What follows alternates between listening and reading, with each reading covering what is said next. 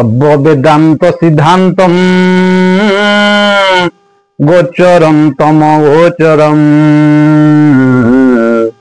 गोविंदम परमानंदम सद्गुरु प्रणतोस्म्यहम्। जय जगन्नाथ। सुस्वागत प्रिय बंधुगण। धारावाहिक क्रमे आज हेउछि पवित्र कार्तिक मासर सप्तविंश दिवस। एही सप्तविंश दिवस रे आपण मानकु पवित्र कार्तिक महात्म्यर सप्तविंश अध्याय को पाठ कर श्रवण करने पई मनोनिवेश करियछि। श्रद्धार सहित आपण मान श्रवण कले सार्थक हेब। जय जगन्नाथ।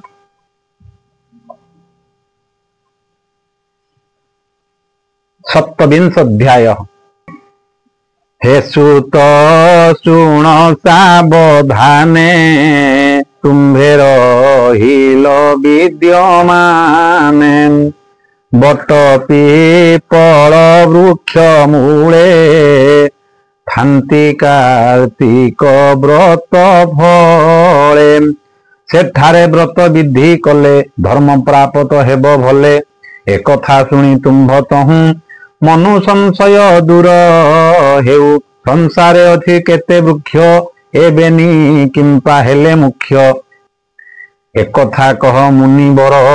शुणी संशय हेउ दूर कहंती सुत महाज्ञानी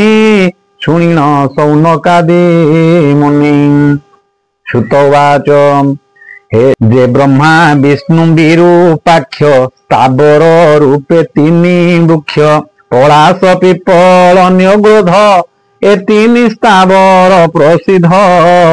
जेणु ये वृक्ष रूप धरी से कथा शुण तपचारी पूर्वे जो माहर संगे एकांत स्थले क्रीड़ा रंगे रचिले कंदर्प विलासे ता जानी सकल त्रिरसे ब्रह्मा सहिते ब्रह्म राशि भाविले एक स्थाने बसी ईश्वर अंगु पुत्र हेले देवंकु न रखिब भले पूर्वे जे वीर जलंधर रुद्र अंगरु अवतार देवंकु जेते शास्ति देला से कथा कहु न सरिला एबे ईश्वर अंशे सुत पार्वती गर्भु हेले जात बळे होइब महाबली तेज सबुरी दर्प दली होइब तिनि पुरे राजा देवकु करिब परजा एथकु लागू अछि भय बेलहु न कले उपाय बछन्ते हेब परमाद एमन्ते बहि मने खेद देवंक मन दुख जानी विष्णु को चाही कुश पानी बोइले शुण सावधाने जहा कहिले भृत्य माने एकथा तई प्रमाण स्वभाव रुद्र तम गुणम कहूँ जे हेब उत्पत्ति से निश्चय ध्वंसीव धरित्री नाथ जगत ठाकुर एथकु कह प्रतिकार ब्रह्मा वचन जगत ज्योति बोइले शुण वेदपति जहा कहिल जनहिते से कथा जोगाइला मते हेबे ईश्वर रति रंग जेउ प्रकारे हेब भंग तहिंकी उद जोग कर क्षम नुहंती सुरासुर पूर्वे ईश्वर तप भंगे कंदर्प रहिला अनंगे एबे के भरोसा करिव ईश्वर समिंध कुजीव एथको आन क्षम नहे केवल तुम्भे आम्भे दुहे हर निकटे चाल जिबा आम्भ को देखी देवी देवा छाड़िब सुरपी मुहांस आम्भर फेड़िब संदेश एमंत कहीदेव हरि ब्रह्मांक कर करे धरी गले से कपिलासपुरे हर गौरी जेउठारे ब्राह्मण रूप धरी बेगे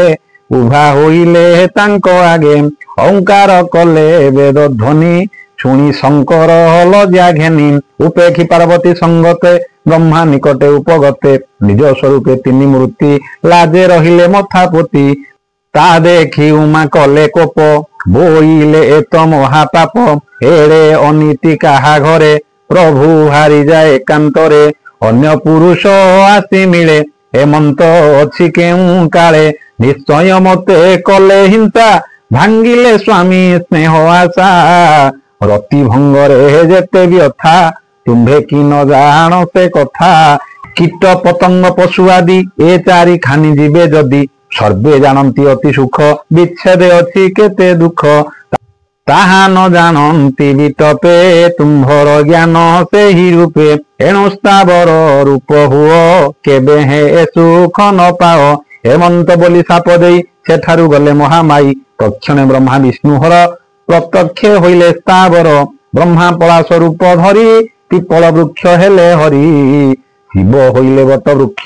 ଅଶେଷ ସ୍ଥାବରଙ୍କ ମୁଖ୍ୟ ଯେ ଶୁଣେ ବୃକ୍ଷ ଚରିତ ହରଇ ଜନ୍ମର ଦୁଷ୍କୃତ କହଇ ଦାସ ମହାଦେବ ଯେ ପ୍ରଭୁ ବ୍ରହ୍ମା ବିଷ୍ଣୁ ଶିବ ସେ ଏକ ଆତ୍ମା ତ୍ରୟ ମୂର୍ତ୍ତି ଖଣ୍ଡିରେ ତ୍ରିଗୁଣ ବିପତି ସେ ଏକ ଆତ୍ମା ତ୍ରୟ ମୂର୍ତ୍ତି ଖଣ୍ଡିରେ ତ୍ରିଗୁଣ ବିପତି। हरि ओम शांति। इति श्री पद्म पुराणे उत्तरखंडे कार्तिक महात्म्ये त्रयो देवस्तावर कथने नाम सप्तविंशोऽध्याय। सर्वे भवन्तु सुखिनः सर्वे सन्तु निरामया सर्वे भद्राणि पश्यन्तु मा कश्चित् दुःखभाग् भवेत्।